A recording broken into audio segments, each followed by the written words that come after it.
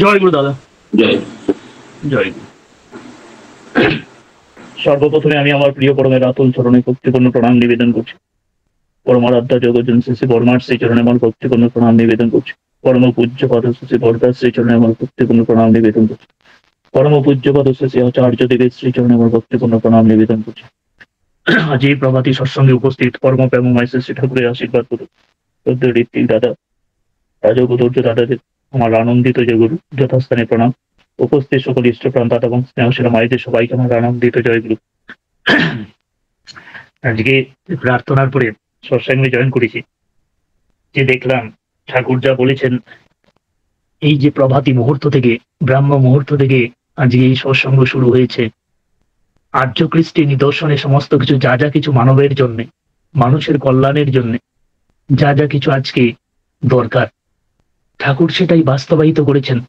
আর আজকে আপামর জনসাধারণ সেই প্রেরণাটা মানুষের মধ্যে জাগিয়ে দিচ্ছেন। বাস্তব একজনের প্রেরণা, একজনের ভালোবাসার মধ্য দিয়ে, তিনি হচ্ছেন আচার্যদেব। আজকে এই যে কর্মকাণ্ড পৃথিবীর মধ্যে চলছে, ইষ্ট এবং আচার্য, ঠাকুর এবং আচার্যদেব, তিনি ইষ্ট, তিনি গুরু, তিনি আচার্য, তিনি আজকে জীবন্ত আদর্শ। এই তিনি আছেন বলেই আজকে এই কর্মকাণ্ড চলছে আরো থেকে আরো তরুর দিকে। ঠাকুর যে সীমায়িত করেছেন 10,000 সাল পর্যন্ত, সে তার গতি কি নিবে সেটা ভাষায় প্রকাশ করা যাবে না। সেটা ভাষায় প্রকাশ করা যাবে না। তীব্র গতিতে আজকে চলছে তার সেই জীবন বৃদ্ধির বাণী। মানুষকে বাঁচাতে হবে, যে মরণা মেরোনা পারত মৃত্যুকে অবলুপ্ত করে দাও। ঠাকুরের এই বাণী, ঠাকুরের এই সমাধান গোটা বিশ্ববাসীকে পৌঁছে দিতে হবে। এখানে একটা কথা মনে রাখা দরকার, যে ভাবার বিষয় বা চিন্তার বিষয়, প্রেজেন্ট আইডেল যখন আসেন, আইডেল অফ টাইম আমরা যাকে বলি, যিনি হলেন এই বর্তমান সময়ে চলার পথ, যিনি হলেন এই বর্তমান সময়ে চলার পথের সমাধান, জীবন বৃদ্ধির সমাধান, বিইং এন্ড বিকামিং ধর্ম যাকে বলা হয়েছে, সে প্রেজেন্ট আইডেল অফ টাইমের কাছে আমাকে নতি স্বীকার করতেই হবে, নত হতেই হবে, তার কাছে নিজেকে সারেন্ডার করতেই হবে। কারণ he is the absolute solution for the human being, for all over the world. গোটা বিশ্ব দুনিয়ার তিনি একমাত্র চরম সমাধান। চরম সমস্যার যুগে তিনি পরম সমাধান। তার রিয়ালাইজেশন অনুযায়ী তিনি যে নাম আজকে পৃথিবীতে আপামর জনসাধারণকে দিয়েছেন, ওই নাম প্রথমত আমাদেরকে গ্রহণ করতেই হবে। গ্রহণ করে অভ্যাসের মধ্য দিয়ে নামের তীব্রতাকে জাগিয়ে তুলতে হবে নিজের মধ্যে। নাম যত তীব্র গতিতে করতে পারবো, একটা মানুষের ডেভেলপমেন্ট তার উপর ডিপেন্ড করে আছে। একটা মানুষের ডেভেলপমেন্ট তার উপর ডিপেন্ড করে আছে। মানুষ যত তীব্র গতিতে নাম করবে, এই নামের মধ্য দিয়ে আমরা নামীকে রিয়ালাইজ করতে পারি। ওই মানুষটি হলেন নামী, যিনি আজকে নাম দিয়েছেন, তিনি হচ্ছেন Thakur. Is the physical shape or form of নাম। আজকে যে নাম আমরা করছি, ঠাকুরের বলা অনুসারে উষায় নিশায় মন্ত্র সাধন চলাফেরায় জপ, যথা সময় ইষ্ট নির্দেশ মূর্ত করাই তপ। এই চলাফেরার মধ্যেও জপ করতে বলছেন। এই নাম যতবার আমরা করছি, ততবারই কিন্তু ফিজিক্যাল শেপ আমাদের মধ্যে আমরা রিয়ালাইজ করতে পারছি, আমরা দর্শন করতে পারছি। ঠাকুর সেটাই বলছেন, যে নাম করবার সঙ্গে সঙ্গে ফিজিক্যাল শেপকেও কিন্তু রিয়ালাইজ করতে হবে। কারণ গোটা বিশ্ব দুনিয়ায় কিন্তু বিবর্তনের মধ্য দিয়ে দিনের পর দিন বিবর্তন, মাসের পর মাস বিবর্তন আজকে চলছে পৃথিবীর মধ্যে। বিবর্তনের মধ্য দিয়ে সমস্ত কিছুরই পরিবর্তন হচ্ছে। কিন্তু আজকে মানুষ থেকে শুরু করে কীট পতঙ্গ সমস্ত কিছুর একটা পরিবর্তন হচ্ছে।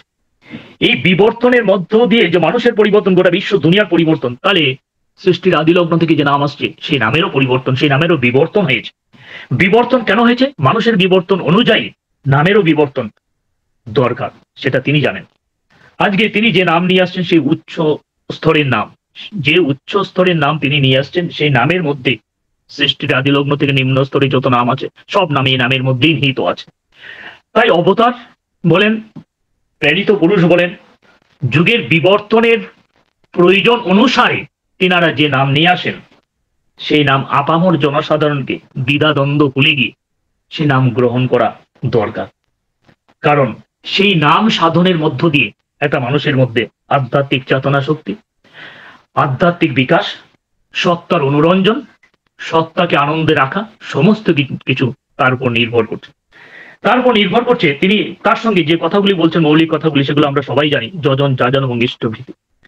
এই আত্মার বিকাশ বা ডেভেলপমেন্টের জন্য কিন্তু আজকে এই প্রাইমারি কর্তব্যগুলো কিন্তু আমাদেরকে সকলকেই করতে হবে। আমরা দীক্ষা নিয়েছি, দীক্ষা নিয়ে এইগুলো যদি আমরা না করতে পারি, তাহলে নেম বলেন বা তার ফিজিক্যাল শেপ বলেন, সেটাকে আমার ব্যক্তি জীবন থেকে আমি ফিল করি যেটা রিয়ালাইজ করা খুবই কঠিন ব্যাপার। সেই জন্য ঠাকুর বলছে যজন মানে সদা সর্বদা নিজেকে আজকে ইষ্টের ভাবে তার সঙ্গে জড়িত থাকতে হবে, আষ্টে পৃষ্ঠে তার সঙ্গে লতার মতো জড়িত থাকতে হবে। জড়িত থাকতে গেলেই আজকে তার মানে নির্দেশিত যে কর্ম, সেই কর্ম যদি আমি করবার চেষ্টা করি, তাহলে তার সঙ্গে আমি জড়িত থাকতে পারি। আজকে নাম আমাকে প্রতিনিয়তই করতে হবে, চলাফেরার মধ্য দিয়েও নাম করতে হবে। এই নামের মধ্য দিয়ে আজকে তার সঙ্গে আমি জড়িত থাকবো, তাকে ভালোবাসবো, তার সঙ্গে আমার একটা টান সৃষ্টি হবে। এই টানের মধ্য দিয়ে সদা সর্বদা সমস্ত কিছু কর্মকাণ্ডের ঊর্ধ্বে যেন তিনি থাকেন, সবকিছুর মধ্যেই যেন তিনি থাকেন। আমার আর তিনার বলে কোনো পার্থক্য নেই। এটা আমার কাজ, এটা তিনার কাজ, এবার কোনো পার্থক্য দেবে, সবটাই তিনার কাজ, সবটাই তিনার কাজ। কারণ আমার কোনো আইডেন্টিফিকেশনই নেই। তাহলে আমার কোনো যখন আইডেন্টিফিকেশন নেই, এই ক্ষুদ্র যে আমাকে আজকে তিনি পাঠিয়েছেন একটা শারীরিক রূপ দিয়ে, এটার মধ্যেও তিনি আছেন, এটা তারই পরিচয়, এটা তারই প্রকাশ। তাহলে এটা তারই পরিচয়, তারই প্রকাশ, তাহলে তার জন্য তার মতো করে ভাবময় করে রাখবার জন্য ঠাকুর বলছেন যে যজন করতে বলছেন, সদা সর্বদা তার ভাবে ভাবান্বিত থাকতে গেলে আজকে যা করা দরকার সেগুলো আমাকে করতে বলছেন। এইবার আমি যদি কিছুটা ভাবময় হয়ে থাকি, তাহলে আমার পারিপার্শ্বিকের মধ্যে সেই ভাবটা আজকে যে কোনো ভাবে হোক, সেবার সাহায্যে, সাহাচর্যের সাহায্যে, আজকে আধিপত্যের সাহায্যে, যেভাবেই হোক, সেই মানুষগুলির মধ্যে সেই ভাবটাকে চালিয়ে দিতে হবে আমাকে। সেটাকে ঠাকুর বলছেন যে আমার একটা অন্যতম কর্তব্য। এটাই হচ্ছে সবচেয়ে বড় একটা ধর্মের মানে নিদর্শন। তারপর ঠাকুর বলছেন যে ইষ্টভৃতি নিবেদন করবার কথা, এগুলোর কথা আমরা ডেলি শুনি। এই ইষ্টভৃতি আজকে নিবেদন করতে বলছেন যে পরিস্থিতি, পরিবেশ যে জায়গায় এসে দাঁড়িয়েছে, এখনো অবস্থার মধ্যে মানুষকে আজকে ইষ্টের সঙ্গে জড়িত থাকবার একটাই মাত্র রাস্তা, সেটা হচ্ছে তার মানে পরিশ্রম নিশ্চিত যে মানে আহরণ, সে প্রতিদিন পরিশ্রম করে যে আহরণ করছে, সেই আহরণ বা অর্জন করছে, সেটা কিন্তু তার কাছে খুবই ভালোবাসার জিনিস। কারণ সে শ্রম দিয়ে যে মানে আজকে যে টাকা পয়সা উপার্জন করছে, সেটাকে সে সবচেয়ে বেশি ভালোবাসে। এই সবচেয়ে বেশি ভালোবাসার জিনিসটা আজকে আমার গুরু বা ইষ্টকে যদি আমি নিবেদন করতে পারি, তাহলে আমি তার সঙ্গে যুক্ত থাকতে পারবো, অকাট্যভাবে যুক্ত থাকবো, তার সঙ্গে আমার ভালোবাসার টান আরতর ভাবে সৃষ্টি হবে। তখন শরীর এবং মন দুই কিন্তু তার সঙ্গে আজকে যুক্ত থাকবে এবং তার কর্ম করবার প্রেরণা আমার মধ্যে আরতর ভাবে জেগে যাবে। এই ইষ্টভীতির মধ্য দিয়ে বলছে যে সাইকোফিজিক্যাল কনসেন্ট্রেশন, শারীরিক, মানসিক, আধ্যাত্মিক চেতনাবোধ, আজকে এমন একটা কর্ম ঠাকুর নির্দেশ করেছেন, সেই কর্মের মধ্য দিয়ে শারীরিক, মানসিক, আধ্যাত্মিক ডেভেলপমেন্ট সবটাই আজকে সম্পূর্ণ এই যজন, যাজন এবং ইষ্টভৃতির মধ্য দিয়ে। তাহলে এবার এই যে দীক্ষার কথা ঠাকুর বলছেন, যে দীক্ষা প্রতিটা মানুষকে নেবার কথা বলছেন। 1941 সনে খুব সম্ভবত ঠাকুর বলছিলেন যে পৃথিবীর সম্মুখে এমন একদিন আসবে যে গোটা পৃথিবীর একটা বিধ্বস্ত অবস্থার সম্মুখীন হবে, মানুষ আজকে দিশাহারা হয়ে পড়বে। এখন অবস্থার মধ্যে মানুষ বাঁচার তাগিদে হন্য হয়ে ছুটবে। তাহলে সেই মানুষগুলোকে বাঁচার রাস্তা দেখাতে হবে, সেই মানুষগুলিকে বাঁচার রাস্তা দেখাতে হবে। সেই বাঁচার রাস্তার জন্যই কিন্তু আজকে আমরা দেখছি যে 2 বছর যাবৎ অক্লান্ত পরিশ্রম প্রয়াস চলছেন আমাদের পরম পূজ্যপদ শেষে আচার্যদেব এবং পরম পূজ্যপদ শেষে অবিন্দ দাদা। এই যে ঠাকুর বলছেন যে কিরকম সংগতি আজকে বাস্তবভাবে আমরা এটা পৃথিবীর মধ্যে পর্যবেক্ষণ করতে পারছি। আগুন মানে 1941 সনে যে কথাটা বলছেন, সেটাই আজকে বাস্তবভাবে আচার্যদেবের মধ্য দিয়ে, আজকে অবিন্দ দাদার মধ্য দিয়ে আমরা এটা দেখতে পাচ্ছি। সেটাকে বাস্তব রূপ দেওয়ার জন্য, মানুষগুলিকে দিশাহারা মানুষগুলিকে আজকে ঠাকুরের মানে ট্রেকে আনবার জন্য, ঠাকুরের সঙ্গে যুক্ত করবার জন্য, ঠাকুরের ভাবে ভাবান্বিত করবার জন্য। তাহলে এই যে পরিস্থিতিটা, এটার একটা বাস্তব নিদর্শনই আজকে আমরা দেখতে পাচ্ছি যে আপামর জনসাধারণকে ঠাকুরের দিকে ধাবিত করতে হবে। ঠাকুরের দিকে ধাবিত করতে না পারলে মানুষ আজকে ঠাকুরের দীক্ষা গ্রহণ করে কিছু বুঝতে পারছে না। কারণ নাম বলেন, যজন বলেন, যাজন বলেন, আজকে ইষ্টভীতি বলেন, কিছুই তারা বুঝতে পারছে না এবং ঠাকুর থেকে তারা দূরে সরে আছে, দুঃখ দুর্দশার মধ্যে আছে, কেমন আছি একরকম কষ্টের মধ্য দিয়ে দিন যাপন করছি। তাহলে এটা কিন্তু হওয়ার কথা নয়। কারণ ঠাকুর এসে যে 10,000 সালের সমাধান দিয়েছেন, সেই 10,000 সালের সমাধান মোক্ষম হচ্ছে নাম এবং ইষ্টভীতি। নাম সাধনার সময় আমরা একটা অজানা পথে চলি, যে পথ কিন্তু আমাদের কোনো কারেই জানা নেই, তাহলে এই অজানা পথে আমাদের কে নিয়ে যাবেন আজকে? তথাকথিত আজকে দীক্ষা হচ্ছে গোটা পৃথিবীর মধ্যে বিভিন্ন দীক্ষা হচ্ছে। আজকে সমাজের মধ্যে বেরোলে পরে দেখা যাচ্ছে যে আমরা কুলগুরু দীক্ষিত, আমরা দীক্ষিত হতে পারি না, আমরা দীক্ষা নিতে পারি না। এই যে কুলগুরু কথাটা, এটা নিয়ে শেষে পিতৃদেব বর্দা বলছিলেন যে কুলগুরু মানে কি, যিনি আব্রহ্ম স্তম্ভ পর্যন্ত জানেন কুলের ধারা। আজকে 10,000 সালের পর্যন্ত যে মানে চরম সমস্যা, সেই সমস্যার যিনি সমস্ত কিছু জানেন, তিনি হচ্ছেন কুলগুরু। আজকে আব্রহ্ম স্তম্ভ পর্যন্ত যিনি জানেন সমস্ত কিছু, তার সমাধান যিনি দিতে পারেন। আজকে শ্রীহত্য, গুহত্য, ব্রহ্মহত্য যা কিছু আছে, যার কাছে সেই সমাধানগুলি আছে, তিনি হচ্ছেন এই কুলের গুরু। তাহলে কুলগুরু হওয়া, যে বর্দা বলছেন যে চারটিখানি কথা নয়, কুলগুরু হওয়া খুবই কঠিন ব্যাপার। তাহলে এই যে মানুষগুলো কুলগুরু সংস্কারের মধ্যে আছে, বদ্ধ চন্দ্র সংস্কারের মধ্যে আছে, তাদেরকেও সেই জায়গাটা থেকে আপনারা দীক্ষা নিয়েছেন, ভালো কথা, খুব ভালো কথা। আপনারা মানে একটা জায়গায় আছেন, কিন্তু যুগমাতিক আজকে চলনটাই হচ্ছে সবচেয়ে বড় কথা।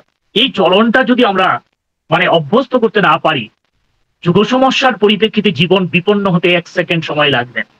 যার জন্য সদা সর্বদা আজকে এই সদ্গুরুর নাম গ্রহণ করে তাকে আজকে নিজের মধ্যে জীবন্ত করে রাখা হচ্ছে আজকে একটা মানুষের বাঁচা বাড়া এবং জীবন বৃদ্ধি। আজকে এই পৃথিবীর মধ্যে মানুষের শুধু জপ করছে, এতদিন পর্যন্ত শুধু মানুষ জপই করছে, জপই করছে। জপ মানে যে মন্ত্র বা নাম আমি উচ্চারণ করি, সেটা উচ্চারণ করতে গিয়ে আমার শরীরের কোনো না কোনো একটা অঙ্গ আঘাতপ্রাপ্ত হচ্ছে, তার মধ্যে অনুরণন হচ্ছে। এবার ঠাকুর বলছেন যে বিনা বা বেহালা আজকে মানুষের হাতের আঙ্গুল দিয়ে যখন সেটাকে আঘাত করা হয়, তখন সেটাতে শব্দ হচ্ছে। এবার যে যত বেশি পারদর্শী, সে তত বেশি আজকে শব্দে মুখরিত করে তুলছে। আজকে মধুর শব্দ তার মধ্য থেকে বেরোচ্ছে, তাহলে আঘাত করবার পরেই কিন্তু শব্দটা বেরোচ্ছে। সেই হচ্ছে মানে জপা নামের মধ্য দিয়ে। আবার ঠাকুর বলছেন যে জপ করতে হয় না, অথচ অমনি আজকে মানুষের মধ্যে যে নাম অথবা যে শব্দ আজকে দেহ মধ্য থেকে স্বতঃস্ফূর্ত থেকে ভাবে বেরিয়ে আসছে, ঠাকুর এ নামকেই বলছে অজপা নাম। যেটা আমাকে শব্দ জপ করতে হচ্ছে না, মন্ত্র জপ করতে হচ্ছে না, স্বতঃস্ফূর্ত ভাবে আজকে আমার শরীর থেকে এটা বেরিয়ে আসছে। তাহলে চলাফেরায় জপ যেটা আমরা করি, কিন্তু আমার মধ্যে কিন্তু এটা মানে বাই ন্যাচারাল ওয়ে কিন্তু বেরিয়ে আসছে আমার মধ্যে এই শব্দ অনাগত ভাবে। আজকে যে কোনো রকম, যে কোনো মানসিকতার মানুষ হোক না কেন, যে কোনো চিন্তা ভাবনার মানুষ হোক না কেন, অনাহত ভাবে সেই মানুষটার দেহ মধ্য থেকে বা শরীর থেকে আজকে এই শব্দ কিন্তু বেরোচ্ছে, সেই শব্দের অনুরণন কিন্তু চলছে। এটাকেই বলা হয় অজপ নাম। তাহলে এই নামটা আজকে কিন্তু প্রতিটা মানুষের জন্যই কিন্তু দরকার। আজকে এই নাম আপনাকে গ্রহণ করে বাস্তবিকভাবে আজকে সংহত হওয়ার জন্যে, সংহত হওয়ার জন্যে, নিজেকে আজকে কনসেন্ট্রেট করবার জন্যে আজকে ঠাকুরের সব দীক্ষা গ্রহণ করে আরোতর ভাবে ঠাকুরমুখী হওয়ার জন্যই কিন্তু আজকে এই দীক্ষা গ্রহণের কথা বলা হয়েছে। কারণ ঠাকুর বলছেন এক জায়গায় যে আমি যা বলছি তা যদি তোমরা বাস্তবে আজকে কর্মের মধ্য দিয়ে চরিত্রে যদি প্রস্ফুটিত করে তুলতে না পারো, তাহলে আজকে ব্যক্তি জীবন, পারিবারিক জীবন, সমাজ জীবন আজকে বিধ্বস্ত হয়ে যাবে। আজকে দেশের সম্মুখে কঠিন সময়ের উপস্থিত হবে, দেশের সম্মুখে কঠিন সময়ের উপস্থিত হবে। তাহলে এটা আমি আমার ব্যক্তি জীবন থেকে ফিল করছি। ঠাকুর যে কথাটা বলছেন যে সেটা যদি আমার কর্মের মধ্য দিয়ে, আজকে আচরণের মধ্য দিয়ে বাস্তবে যে সেটাকে যদি প্রস্ফুটিত করে তুলতে না পারি, তাহলে আমার পারিবারিক জীবন, ব্যক্তি জীবন, সমাজ জীবন, রাষ্ট্রীয় জীবনের সম্মুখে এক কঠিন সমস্যার সম্মুখীন হতে হবে। তার সাক্ষী স্বরূপেই শুধু আমি থাকবো তা তো হয় না। ঠাকুর বলছেন তার সমাধান দেওয়ার জন্য, তার সমাধান ঠাকুর দেওয়ার জন্য। এবার ধর্ম সম্পর্কে আমরা অনেক কথা আমরা শুনেছি। ঠাকুর বলছেন শাশ্বতী গ্রন্থে যে বিগত মহাপুরুষ যিনি, বিগত মহাপুরুষ যিনি, তার প্রতি তোমার যতই অনুরাগ থাক না কেন, আজকে বিগত মহাপুরুষ সময়ের পরিপ্রেক্ষিতে যারা আছেন তাদের মানে ভাবে আমরা যতই ভাবান্বিত থাকি, যতই অনুরাগ তার প্রতি আমার থাক না কেন, সেই অনুরাগে যিনি সর্বপরিপূরক, অল ফুলফিল দ্য বেস্ট, যিনি সর্বপরিপূরক পুরুষোত্তম, এখন তার অনুসরণ করতে বলছেন ঠাকুর। তার অনুসরণ করো, তাতেই তাকে পাবে তুমি। তাহলে আজকে হযরত রসুল বলেন, আজকে জেসাস ক্রাইস্ট বলেন, আজকে ভগবান শ্রীকৃষ্ণ বলেন, রামকৃষ্ণ পরমহংসদেব, আজকে যিনারা এসেছেন সবাই আজকে ঠাকুরের মধ্যে জীবন্ত অবস্থায় আছেন। ঠাকুর ধর্মের মানে মানে শাশ্বতী গ্রন্থে ধর্ম অধ্যায়ে ঠাকুর এই কথাটা বলছেন যে বিগত মহাপুরুষের সঙ্গে আমি যতই অনুরাগ সৃষ্টি করি না কেন, কিন্তু আমি বাস্তব জীবনে চলার পথ কিন্তু আমি খুঁজে পাচ্ছি না। বাস্তব জীবনে চলার পথ যদি আমি খুঁজে না পাই, তাহলে আমার জীবন বিপন্ন হয়ে যাবে। আবার ঠাকুর বলছেন যে বর্তমান মহাপুরুষকে যেখানে যত উপেক্ষিত করে রাখা হবে, বর্তমান মহাপুরুষকে যেখানে যত উপেক্ষিত করে রাখা হবে, বিগত মহাপুরুষ সেখানে ততই বেশি, মানে ততই তাচ্ছিল্য। তাহলে বর্তমান মহাপুরুষকে গ্রহণ না করে আমরা যদি তাকে উপেক্ষিত করে রাখি, তাহলে বিগত বিগত মহাপুরুষরা যাদেরকে নিয়ে আমরা এখনো চলবার চেষ্টা করছি, সেই ভাবে ভাবান্বিত সেই সংস্কারে আছি, তাদেরকেও কিন্তু আমরা তার ততই বেশি তাচ্ছিল্য করে রাখলাম। তাহলে এই যে অন্ধ সংস্কার, সেই অন্ধ সংস্কারকে যদি আজকে দূরীভূত করতে না পারি, গুছিয়ে দিতে না পারি, জীবনের আলো প্রজ্বলিত হবে না। গুরু মানেই হচ্ছে অন্ধকারটাকে দূর করে আজকে জীবনের আলো যিনি জ্বালিয়ে দিতে পারেন। তাহলে তথাকথিত দীক্ষার মধ্য দিয়ে আজকে সংস্কার এ আবদ্ধ হয়ে থাকাটা কিন্তু জীবন বৃদ্ধির রাস্তা নয়। আজকে জীবন বৃদ্ধির রাস্তার জন্যই ঠাকুর বলছেন যে আজকে সদ্গুরু শরণাপন্ন হও, সৎ নাম মনন করো, সৎসঙ্গের আশ্রয় গ্রহণ করো, আমি নিশ্চয় করে বলছি তোমার উন্নয়নের জন্য আর তোমাকে ভাবতে হবে না। এবার উন্নতির কথাই যদি চিন্তা করি, ঠাকুর আবার বলেছেন উন্নতি করতে হলে একজন উন্নতের প্রয়োজন। উন্নতি যদি আমি চাই তাহলে একজন উন্নতের প্রয়োজন, যার সঙ্গে আমি নিজেকে যুক্ত করে রাখবো, আর তাতে সক্রিয় আনতি ও তার অনুসরণ মানুষকে আজকে উন্নত করে তোলে। তাহলে উন্নতি যদি আমি চাই তাহলে তার দীক্ষা গ্রহণ করে একজন উন্নতের সঙ্গে আমাকে যুক্ত থাকতে হবে। আজকে আচার্যের সঙ্গে আমাকে যুক্ত থাকতে হবে, সব দীক্ষা গ্রহণ করে আচার্য দেবের সঙ্গে আমাকে যুক্ত থাকতে হবে। তার ইচ্ছা পরিপূরণার্থে আজকে আমি তাকে সক্রিয় করে চলবো, ঠাকুরকে সক্রিয় চলবো।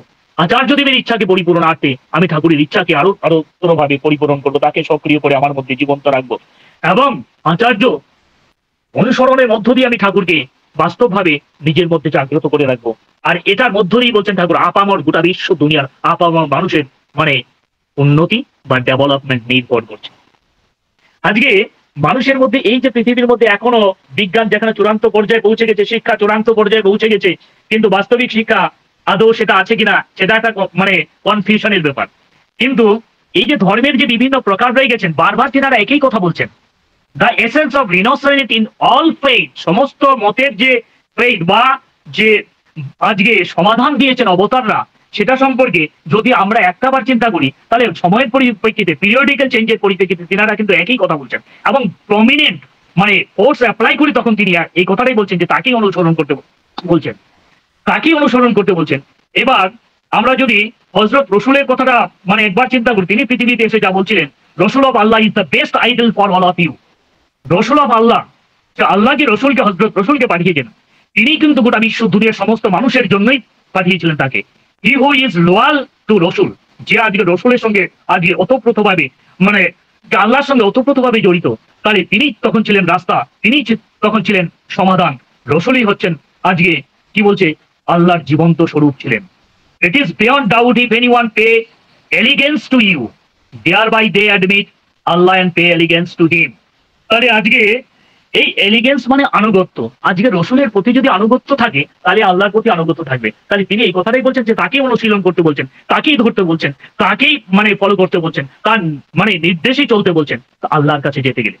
এবার কি বলছে লর্ড জেসাস ক্রাইস্ট এসেও যে কথাগুলি বলছেন, আমি আমার এই মানে ক্ষুদ্র জীবন বা মুখ্য জীবনের মধ্যে মুখ্য ছোট মানুষ, আমি কিছু বুঝি না, তবে আমার মনে হয় যে তিনারা বারবার একই কথা বলছেন।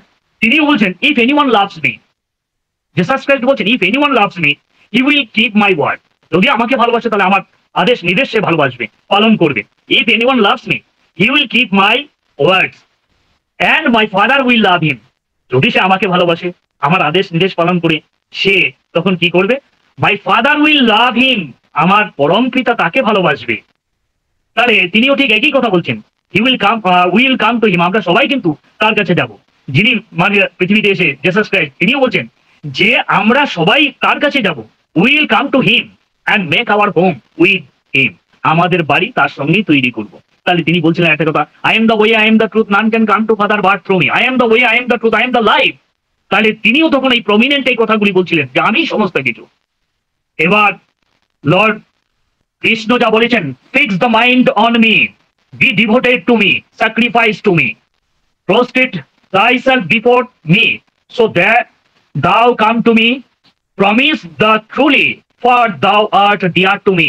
তাহলে তিনিও এই কথাগুলি বলছেন যে আমার সঙ্গে মাইন্ড তোমার ফিক্স আপ করতে হবে, তোমাকে সারেন্ডার করতে হবে, তোমাকে নত হতে হবে, তাহলে তুমি আজকে সমস্ত দুঃখ দুর্দশা জ্বালা যন্ত্রণাময় এই জীবন থেকে তুমি উদ্ধার পাবে। তাহলে সবাই কিন্তু একই কথা বারবার বলছেন।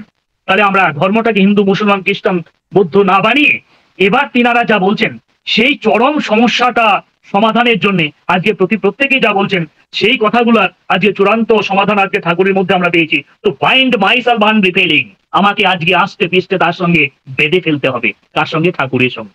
তো bind myself unrepelling with the love Lord, তাহলে গোটা বিশ্ব দুনিয়াতে লাভের লর্ড যিনি, পরম প্রেমময় তাকে বলা হয়েছে, পরম প্রেমময় তাকে বলা হয়েছে love Lord, is the love Lord in the world. তাহলে সবকিছু তিনার মধ্যে আছেন। আজকে হযরত রাসূল জেসাস ক্রাইস্ট, ভগবান শ্রীকৃষ্ণ, রামকৃষ্ণ পরমহংসদেব সবাই তিনার মধ্যে আছেন। তাহলে এই সময়ের মধ্যে আমাকে বলছেন to bind myself or to bind oneself unrepelling with the love Lord, love Lord প্রিয় পরমের সঙ্গে আস্তে পিস্তে বেঁধে ফেলতে হবে। The share of life and growth and adjusted personality and to follow him accordingly is religion. এটাই হচ্ছে আজকে ধর্ম, যে তার সঙ্গে পরম প্রেমময় যিনি, তার সঙ্গে আমাকে আস্তে পিস্তে বেঁধে ফেলতে হবে। জীবন বৃদ্ধির উৎস যিনি, জীবন বৃদ্ধির উৎস যিনি, তার সঙ্গে যুক্ত থেকে আমার ব্যক্তিত্বকে আজকে আমি জাগরিত করতে পারি, তাকে অনুশীলন করে, এই অনুশীলনের মধ্য দিয়ে তার নির্দেশিত কর্ম পালনের মধ্য দিয়ে আমার ব্যক্তি জীবনে ধর্ম জাগরিত হবে। ধর্ম মানেই বিং এন্ড বিকামিং।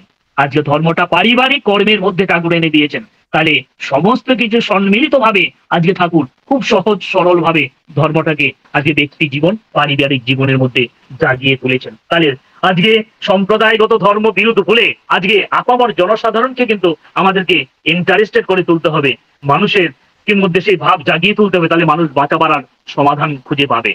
তাছাড়া কিন্তু খুবই কঠিন ব্যাপার যে সদ্গুরু শরণাপন্ন স্বপ্না মনন করতে ঠাকুর বলছেন যে এটার পিছনে কারণটা হচ্ছে যে ভক্তি এবং বিশ্বাস এই দুটা জিনিস চাই। কিন্তু যে ভক্তিতে হানা আছে, বিশ্বাসে কিন্তু হানা আছে কি ঠাকুর জিজ্ঞেস করেছেন, যে বিশ্বাসে কোনো হানা নেই। শ্রী পিতৃদেব একদিন বলছেন যে একজন ইংরেজ সাহেবের কথা বলছেন, একটা গল্প বলছেন যে একজন ইংরেজ সাহেব যিনি একটি সন্ন্যাসী, সন্ন্যাসী ইংরেজ সাহেবের কথা বলছেন যে তিনি ভারতবর্ষে এসে তো দিনের পর দিন থাকতে থাকতে তিনি আবার হাইলি কোয়ালিফাইড MA PhD থাকতে থাকতে তিনি করলেন দীক্ষা গ্রহণ করলেন, লর্ড কৃষ্ণের দীক্ষা গ্রহণ করে। তখন ওই সময় বাস্তবভাবে মানে তিনি এই ভারতবর্ষে ছিলেন, তো দীক্ষা গ্রহণ করে তিনি লখনৌতে কোনো একটা জায়গাতে থাকতেন। তো ভাষার একটা প্রবলেম ছিল, ইংরেজি এবং বাংলা। আস্তে আস্তে তিনি বাংলা ভাষাটাকেও রপ্ত করে ফেললেন। তারপরে এই দীক্ষার মধ্যে যা যা করলেন সেগুলো তিনি করে চলছেন, এবং তার মধ্যে একটা অকাট্য টান সৃষ্টি হয়ে গেছে, শ্রদ্ধা এবং ভক্তি এবং বিশ্বাস জাগরিত হয়ে গেছে তার মধ্যে। তিনার সম্মুখে সদা সর্বদা তিনি লর্ড কৃষ্ণকে দেখছেন, আর কিছু তিনি দেখতে পারেন না। আজকে যে যে কর্ম করছেন তার মধ্যেও তিনি তাকে জীবন্ত অবস্থায় দেখছেন। তাহলে এই অবস্থা চলতে চলতে একদিন একজন ইউরোপিয়ান লেডি, একজন নেম সাহেব, তিনিও আসলেন ভারতবর্ষে। ভারতবর্ষে এসে তার সঙ্গে দেখা করলেন, দেখা করে তাকে বললেন যে তুমি এখানে কি পেয়েছো, তুমি এখানে কি পেয়েছো যে এখান থেকে তুমি আর যেতে চাচ্ছ না। তো সাহেব কিছুই বলছেন না, সাহেব কোনো কথাই বলছেন, তিনি বারবার একই কথা বলছেন, তুমি এখানে কি পেয়েছো। সাহেব কিছুই বলছেন। এইবার দুজনে পথ চলছেন, চলতে চলতে একটা স্টেশনে গিয়ে পৌঁছলেন। স্টেশনে পৌঁছানো যখন পৌঁছে গেলেন তখন তিনি একটা কথা বলছেন, কৃষ্ণ। তখন তিনি একটি মাত্র কথা বলছেন যে কৃষ্ণ। তিনি এই কথাটা বলেন নেই যে যিশু বড় না কৃষ্ণ বড়, এই কোন রকম কম্পারিজন তিনি না করে তিনি শুধু একটা কথাই বলছেন যে কৃষ্ণ। আজকে তিনি কেন এই কথাটা বলছেন, যে আজকে তার দীক্ষা গ্রহণ করে তার চরণে নিজেকে সারেন্ডার করে সমস্ত কিছু আজকে সমর্পণ করে যখন দিলেন, তখন তার দৃষ্টি শুদ্ধ হয়ে গেল। সঙ্গতে সঞ্চয়তে শ্রদ্ধা, শ্রদ্ধা সঞ্চয়তে বিশ্বাস, বিশ্বাস সঞ্চয়তে নির্বিচারিতা, নির্বিচারিতা সঞ্চয়তে নির্ভরতা বা দৃষ্টি শুদ্ধতা। আজকে তার দৃষ্টি তখন শুদ্ধ হয়ে গেল, তার নির্দেশিত পথে চলত, তার কাছে স্যারেন্ডার করে। তখন তিনি শুধু কৃষ্ণই দেখতে পেলেন, কৃষ্ণকেই দেখতে পেলেন। তাই তিনি একটা কথাই তিনি বলছিলেন, তার চরণে আজকে নিজেকে সমর্পণ করে ঠাকুর বলছেন যে সদ্দীক্ষা তুই এক্ষুনি নেই, ইষ্টেতে রাখ সম্প্রীতি, মরণ তরণে নাম যবে কাটে অকাল জম্বিতি। তাহলে তার চরণে নিজেকে সমর্পণ করে আজকে যাজন ইষ্টভীতি পরায়ণ হয়ে যদি আমরা চলতে পারি, তাহলে আমাদের মধ্যে আজকে একটা সেন্সিয়ারিটি গ্রো করবে। এই সেন্সিয়ারিটির মধ্য দিয়ে আজকে তাকে পাবার আকুতিটা আমার মধ্যে আরো বেড়ে যাবে। আজকে আমরা যাজন ইষ্টভীতি প্রতিনিয়ত মানে সবাই করছে, কিন্তু করবার মধ্যে আমার ব্যক্তি জীবনে একটা ফিল হয় যে আমার আজকে হয়তো করাটা ঠিকই হলো না। এই যে করাটা ঠিক হলো না, এটার মধ্য দিয়ে আরেকটু টান সৃষ্টি করতে হবে। এইভাবে দিন প্রতিদিন আমি এটা বুঝতে পারছি যে আমার করাটা ঠিক হয়নি, এটা সত্যিই ঠিক হয়নি। ঠাকুর যে মাফিক বলছেন আমি তো তার ধারে কাছেই নেই। তাহলে এটা আমার মধ্যে একটা রিয়ালাইজেশন যদি থাকে, তাহলে আমার মধ্যে মনে হচ্ছে ঠাকুর আরো ভাবে প্রেরণা সৃষ্টি করে দেন তার দিকে ধাবিত হবার জন্য। যাই হোক, সময় বোধ শেষ হতে চলছে দাদা, আর একটু বলুন। আচ্ছা আচ্ছা, ঠিক আছে দাদা। আচ্ছা, এবার যে আমি যে লাইনে আছি সেই লাইনের কথা একটু বলছি, যে ঠাকুর শিক্ষার কথাটা বলছেন যে শিক্ষা জিনিসটা সত্যি কথাই যে কোনো কালে কোনো সরকারি অফিস আদালত দপ্তরের থেকে শিক্ষাটা সৃষ্টি হয়নি, শিক্ষার সৃষ্টি হয়েছে একমাত্র আচার্যদেবের কাছ থেকে। তাহলে শিক্ষকেরা স্টেটান কে জাগাবে ছাত্রের প্রাণ। এই যে ছাত্র সমাজকে শিক্ষা দেওয়ার জন্য বর্তমান যে শিক্ষক সমাজ আছে, আজকে ঠাকুরের আদর্শে ভাবান্বিত হয়ে দেখতে গেলে যে স্কুল কলেজ বিশ্ববিদ্যালয় বলেন, তাহলে সেখানে যারা শিক্ষা প্রদান করছে প্রথমত তাদেরকে আজকে ঠাকুরের ভাবাদর্শে ঠাকুরের দীক্ষায় দীক্ষিত হয়ে আচার্য কেন্দ্রিক জীবন যাপনের মধ্য দিয়ে আচরণশীল হওয়া দরকার। এই আচরণশীল যখন হতে পারেন কেউ, তখনই আমার মনে হচ্ছে যে বাস্তবিক শিক্ষাটা তখন দিতে পারেন, কারণ তিনি তখন আচরণ করছেন, তিনি সেই আচরণশীল ব্যক্তিত্বকে অনুশীলন করছেন, করে আজকে প্রবৃত্তিমুখী জীবনটার মধ্যে যা করার কথা নয় সেটাকে আস্তে আস্তে নিরোধ করবার চেষ্টা করছে। সেটা করবার চেষ্টা করার মধ্য দিয়ে দেখা যাচ্ছে সেই জিনিসটা তিনার শরীর থেকে বা মন থেকে আস্তে আস্তে বাই ন্যাচারাল ওয়ে এমনিতেই চলে যাচ্ছে। তখন সেই শিক্ষাটা বাস্তব শিক্ষা বা প্র্যাকটিক্যাল শিক্ষা যখন আজকে ছাত্র সমাজের সম্মুখে আজকে গিয়ে তিনি যখন দাঁড়ানোর সম্মুখে সেই ব্যক্তিত্বটাকে দেখেই কিন্তু আমার মনে হয় ছাত্র সমাজের মাইন্ডে একটা ডিপার্কেশন বা রিফ্লেকশন শুরু হয়। নতুবা অ্যাডমিনিস্ট্রেটিভ শিক্ষার মধ্য দিয়ে আজকে বাস্তবভাবে একটা ছাত্র সমাজের মধ্যে অনুভূতি তৈরি করা খুবই কঠিন ব্যাপার।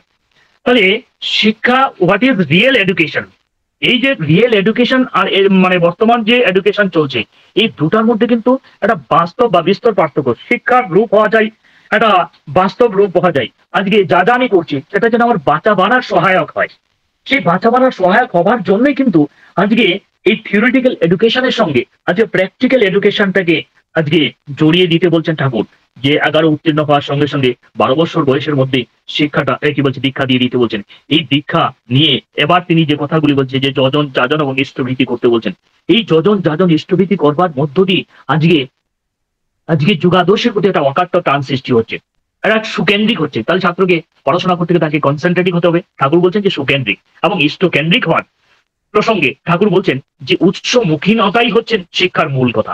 উৎসমুখীনতাই আজকে যিনি তার প্রতি নত হতে বলছেন, তাহলে যিনি তার প্রতি নত হতে বলছেন, আজকে ঠাকুরের প্রতি নত হতে গেলে আমাকে আচার্য দেবের প্রতি নত হতে হবে। তাহলে এই যে নত হওয়ার মধ্য দিয়ে কিন্তু ডেইলি কিন্তু আমি মেডিটেশন করছি কনসেন্ট্রিক হবার জন্য। তাহলে আজকে আপামর ছাত্র সমাজকে কিন্তু প্রকৃত শিক্ষাই যদি অর্জন করতে হয়, শিক্ষাই যদি লাভ করতে হয়, ঠাকুরের কথা তার একটা স্টেপও দেওয়া যাবে না। ঠাকুর বলছেন যে এই উৎসমুখীনতার জন্যই কিন্তু আজকে শিক্ষাটা উপেক্ষিত হয়ে আছে আমার জীবনে। তাহলে উৎসমুখীনতাই হচ্ছে শিক্ষার মূল কারণ। তাহলে প্রতিদিন আমাকে মেডিটেশন করতে হবে। আজকে এই মেডিটেশনের মধ্য দিয়ে আমি কিন্তু কনসেন্ট্রেটিং হয়ে যাচ্ছি। এর ফলে এই যে মেডিটেশন কনসেন্ট্রেটিং হচ্ছে আজকে যুগাদর্শ, আজকে আচার্যদেবের প্রতি এই কনসেন্ট্রেশনের মধ্য দিয়ে আজকে প্র্যাকটিক্যাল শিক্ষা, যেটা পিতা শ্রদ্ধা মায়ে তার ঠাকুর বলছেন যে বাস্তবিকভাবে এই কথাগুলো আমরা আজকে সৎসঙ্গে শুরুতেও আমরা বলছি যে প্রার্থনা করে আজকে মা এবং বাবাকে প্রণাম করতে হবে। ঠাকুর সেই শিক্ষার কথাটাই বলছেন। আজকে যারা ঠাকুরের দীক্ষা গ্রহণ করে কনসেন্ট্রেটিং হচ্ছে তারা আরো তাদের মধ্যে উদ্গ্র টান সৃষ্টি হয়ে যাচ্ছে মা বাবার প্রতিও। তারা প্রবৃত্তিকে আজকে পিছনে ফেলে সত্তাকে জাগরিত করবার জন্য আর্য কৃষ্টির নিদর্শন এরিয়ান কালচার কে আরোতর ভাবে ছাত্র সমাজ ব্যক্তি জীবনের মধ্যে পালন করবার ইন্টারেস্ট জাগিয়ে তুলছে। আজকে যে সমস্ত ছাত্র যে উৎসমুখীন হয়ে চলছে তাদের জীবনে ঠাকুর বলছেন যে বিপর্যয় আসতে পারে না। আজকে সর্বদিক থেকে তারা সমাধান পাবেই পাবে, কারণ তারা সেন্টারের সঙ্গে যুক্ত থাকবে। আজকে বাই ন্যাচারাল ওয়ে আজকে সৌর জগতের সঙ্গে পোল স্টারের সঙ্গে সমস্ত হাজার হাজার গ্রহ নক্ষত্র জড়িত থেকে তারা মানে নিজেদের ন্যাচারাল ওয়ে সিস্টেমেটিক ভাবে তারা রিভলভ হচ্ছে, কোন রকম কলিউশন তাদের মধ্যে হচ্ছে না। তাহলে ঠাকুর এখানে তাই বলছেন যে উৎসমুখীন হয়ে যদি আজকে চলা যায়, তাহলে আজকে আপামর জনসাধারণ, ছাত্র নয় শুধু, আপামর জনসাধারণের জীবনে কোন রকম মানে বিপর্যয় কক্ষচ্যুত হওয়ার কোনো সম্ভাবনাই থাকবে না। তাহলে সহজ সরল সমাধান ঠাকুর দিয়েছেন। এই অনুশীলনের মধ্য দিয়ে ঠাকুর বলছেন ধৃতি, স্থিতি এবং গতি আমার মধ্যে তিনি সম্পদ দিয়েছেন, গতি দিয়েছেন, ধৃতি দিয়েছেন, সমস্ত কিছু দিয়েছেন। সেটাকে যদি আমি ইউটিলাইজ করি তাহলে সেটার মধ্যে আমার মধ্যে আরোতর ভাবে জাগ্রত হবে, অথবা সেটা আস্তে আস্তে সিস্ট হয়ে যাবে, মানে সেটা ও কিছু হয়ে যাবে, সেটাকে আমি আর কাজেই লাগাতে পারলাম না। এই সুকেন্দ্রিকতার মধ্য দিয়ে ঠাকুর বলছেন যে আজকে যুগ পুরুষোত্তমকে নিয়ে চলার রাস্তা এবং বৈশিষ্ট্য মাফিক আজকে আমার জীবন বৃদ্ধি, আমার আপালিত জীবন, পরিপোষিত জীবন আজকে সর্বদিক থেকে একটা চূড়ান্ত পর্যায়ে পৌঁছে যেতে পারে। ঠাকুর তাই বলছেন। তার প্রতি টান আমার মানে অকাট্য যত থাকবে আমার জীবন তত বেশি পরিপূরণ হবে, কারণ he is the all ফুলফিলার the best. তাহলে যাই হোক, আমি আমার আলোচনা এখানেই সমাপ্ত করতে চাই। তাহলে আজকে ভালোবাসাটাই হচ্ছে ঠাকুর বলছেন যে শিক্ষার মূল কারণ। আজকে শ্রদ্ধা ভক্তিটাই বলছেন ঠাকুর শিক্ষার মূল কারণ। কারণ বর্তমান সমাজে যে বিপর্যয় আমরা দেখতে পাচ্ছি, যে উচ্ছৃঙ্খল অবস্থা আমরা দেখতে পাচ্ছি, প্রতিটা মা বাবাই চাচ্ছেন যে আমার বাচ্চাটাকে শিক্ষিত করবো, আমার বাচ্চাটা যেন একটা ভালো রেজাল্ট করতে পারে। একবার আমরা চিন্তা করি যে আমার বাচ্চাটা একটা আদর্শ বাচ্চা তৈরি হোক, শ্রদ্ধাবান বাচ্চা তৈরি হোক। আজকে ঠাকুর বলছেন যে শ্রদ্ধাবান লভতে জ্ঞানম। আজকে সেই শ্রদ্ধা ভক্তি যদি আজকে চাষ করতে হয় ঠাকুর এই এরিয়ান কালচারের মধ্য দিয়ে, 11 বছর উত্তীর্ণ হওয়ার সঙ্গে সঙ্গে 12 বছরের মধ্য দীক্ষা দিয়ে আজকে ঠাকুরের সঙ্গে আচার্য কেন্দ্রিক জীবনযাপনের মধ্যে আজকে তাকে অভ্যস্ত করে তুলতেই হবে, নতুবা আজকে তার জীবন কোন জায়গায় গিয়ে পৌঁছাবে আমরা ঠিক জানি না। যাই হোক, আমার আলোচনা এখানে সমাপ্ত করতে যাচ্ছি। জয় গুরু।